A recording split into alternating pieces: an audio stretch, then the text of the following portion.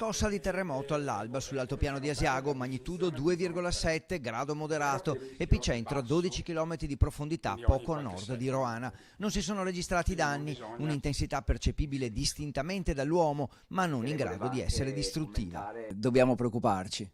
Ma in questo momento no, però è importante non abbassare la guardia, il che vuol dire, per quanto riguarda le nuove costruzioni, seguire attentamente le norme tecniche e per quanto riguarda il costruito cercare di completare la messa a norma, in particolare degli edifici pubblici come le scuole e gli ospedali. Una zona, quella dell'altopiano, in cui fenomeni del genere non sono frequenti. Nel sottosuolo la zona sismica occupa un grande spazio che in pratica arriva quasi senza soluzione di continuità fino al Friuli Venezia Giulia. La scossa è nata dalla cosiddetta faglia Tiene-Bassano, che si trova in pianura appena a sud dell'altopiano di Asiago. Un evento percepibile dall'uomo ma non distruttivo.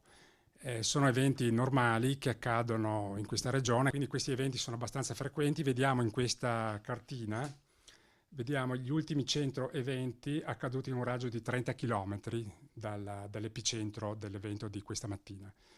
Si vede che la maggior parte degli eventi sono localizzati al fronte, cioè alla base della scarpata prealpina, nella zona di Bassano, ma anche in pianura, e poi nella Valle dell'Astico, che delimita verso ovest l'altopiano di Asiago, nella Valle dell'Astico e nella zona del Pasubio. Una zona, quella dell'altopiano, a basso livello di sismicità, insomma, ma non al riparo del tutto da terremoti anche distruttivi, ovvero che oltre a danni materiali possono provocare in teoria anche vittime quando al di sopra di 4,5 gradi.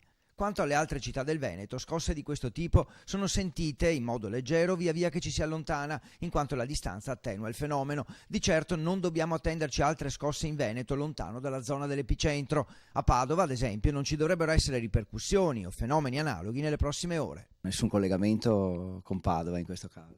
No, in questo caso no. Eventualmente questi eventi che ricadono a qualche decina di chilometri di lontananza si possono risentire, in particolare nelle costruzioni ai piani elevati.